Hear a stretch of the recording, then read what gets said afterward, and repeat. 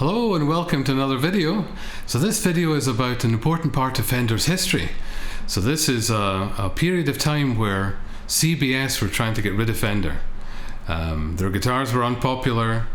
The Fender Stratocaster and Telecaster were shadows of their former selves. The golden era of Fender was over, long over. And the models from the 50s and 60s were being pined over by guitarists. And of course, the Japanese manufacturers like Tokai and Greco and so forth, and all the guitar making factories in Japan were only too happy to oblige, and resulted in some really fantastic early 80s Japanese guitars, which exactly covered the sort of territory that people wanted in a Strat and a Telecaster. The exact same era of the 1950s and early 60s up to 65 that people really wanted, and Fender were unable to do it. However, the Japanese were able to do it, and it scared the Americans, and CBS were trying to get rid of them. So what they sought to do was to actually ask the Japanese manufacturers to come in with them and make them semi-official models, Fender branded. Squiers. So the early days of Squiers weren't cheap guitars. They were made in Japan. They were of superb quality, made from great materials, sometimes with American-made pickups. And this guitar I've got is one of these guitars. Now, this guitar is a Squier, but not any Squier.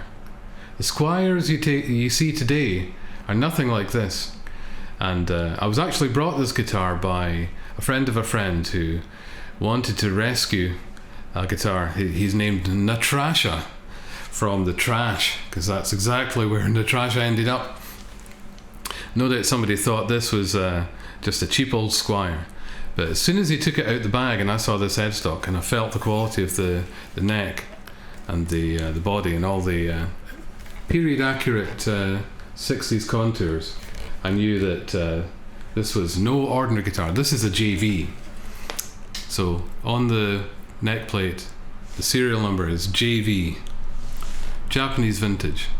So this guitar was manufactured by one of the big Japanese companies, one of the big factories that produced the Tokais and the Grecos and so forth. If you've ever played an 80s Tokai, you'll know that it's a fantastic guitar. And really, it's what people wanted, but Fender were unable to deliver. They'd lost their way. And this is one of the first guitars that was introduced to the market. And after CBS bought over Fender in 84, 85, this guitar and its ilk, the domestic Fender JV series and the export Squiers, were really kind of like the mainstay of Fender's output.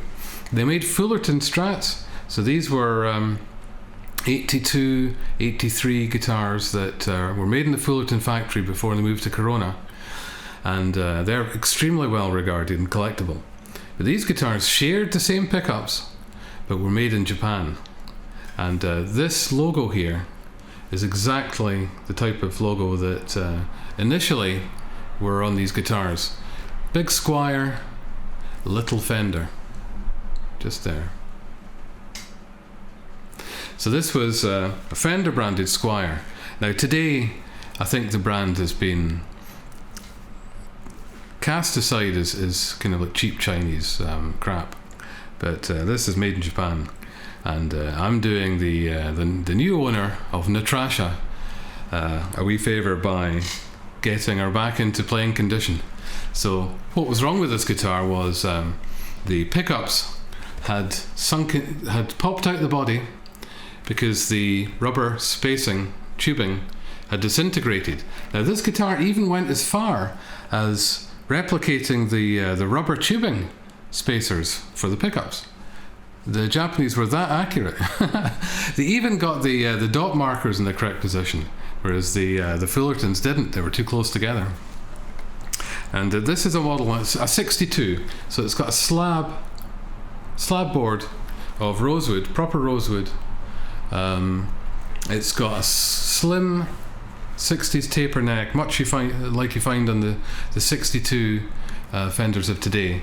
And this is modelled after a 1962 style Stratocaster. It's got the Fender branded bridge. In fact, it's got Fender on the saddles. I've replaced the saddle heights adjustment screws. I've renovated the saddles by scrubbing them down, polishing them. I've replaced the pickup height adjusters. It's got a proper five-way switch. I actually had the Japanese switch installed, but it was knackered. So I put a 5-way switch in, a CTS switch, and made a slight modification so that on the bridge position, the tone control operates in the bridge. It's just a simple bridging over of 2 contacts in the 5-way, easily reversible. But initially this actually came with a 5-way. Now I've got a JV, Fender JV, that came with a 3-way, but this was the Japanese switch. It was a DM50 was written on the switch itself inside. So this is it's a period of time where Fender were kind of in flux, and the 70s Strats were really, quite poor, to be quite frank. I think early 70s up to maybe 74, 75 were sort of okay. Micro tilt adjustment, the bullet truss rod adjuster, which is actually a good idea, because I had to adjust the neck a wee bit in this, and you obviously got to take the neck off to make an adjustment. But the truss rod works fine. I oiled and polished the frets. They're very low, but then again, that's what the vintage frets were like. And I think the Japanese were so scrupulous in copying 50s and early 60s Stratocaster that they even copied the small frets. So this could do with a bit of a free fret. It plays fine. The nut, unfortunately, is it's playable, but the nut needs replaced. So I think I'm possibly going to get this nut replaced. I've asked the new owner if I could do that, and I think this guitar would benefit greatly from a new nut. It's slightly buzzy on the D if you hit it quite hard, but you do have to hit it reasonably hard. There's not a lot of gap on the D just at the first fret. Normally the technique that you would use would be to fret on the 3rd fret and just measure with a set of calipers or feeler gauges the gap between the bottom of the string and the top of the fret. But on the D, it's literally lying on top of the fret. So although there is a little bit of a gap when on the open string, if you do hit it hard, the vibration up and down does slightly buzz. But I'm going to do a demo of this guitar. What a beauty, eh? Look. It's got a poly finish. It's not. I don't think it's nitro. I'm pretty sure my JV is poly finish too. It's aged in the same way. There's no lacquer cracking or anything like that. It's dents and dings, but I think it looks so cool. Buckle rash in the back a wee bit, and the Fiesta red is just what an amazing colour. I'd love this guitar, but I believe the owner is going to be doing a concept album based on Natrasha here. So Natrasha has been saved, and she's found her way to a safe place where she can rest and recover. So I'll show you my other guitar. This is my guitar, the Fender JV.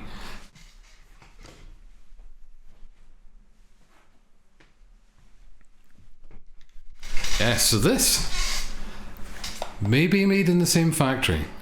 83. So the Squier JV was 1983. It's in pencil on the heel of the neck, just like Fender did in the 50s. So this one is it's actually Fender branded, but what it was a guitar that was made probably in the same factory for Fender, labeled Fender, but for the Japanese market only. But this one escaped, as did quite a few. I think they were actually imported by Music Ground, the infamous Music Ground, and imported from Japan directly into the UK, possibly not illegally, but against what the intention of Fender was. So these were never meant to leave Japan, but essentially it's a 57. And I bought this because I was a massive Eric Clapton fan, and I just loved Eric Clapton in this kind of like the 70s. And that Just One Night album in '81, that was a big favourite. So this guitar has got a 5-way switch too. I actually replaced the switch with a CTS 5-way. Originally had a 3-way. Essentially, it's the same guitar as that Squier, except it's branded Fender with Made in Japan. Back of the neck, just there. So this is 1983, and they're quite collectible, these guitars, and they represent quite an important part of Fender's history. And obviously I've played it quite a lot when I was younger, and it's a guitar I don't think I'll ever sell. So I'm going to do a demo of this guitar versus the Squier, both with American-made Fullerton era black bottom pickups, and sharing the same heritage, possibly being made in the same factory even. So anyway, if you're into that, give it a listen, let's see what you think, and I'll see you next time.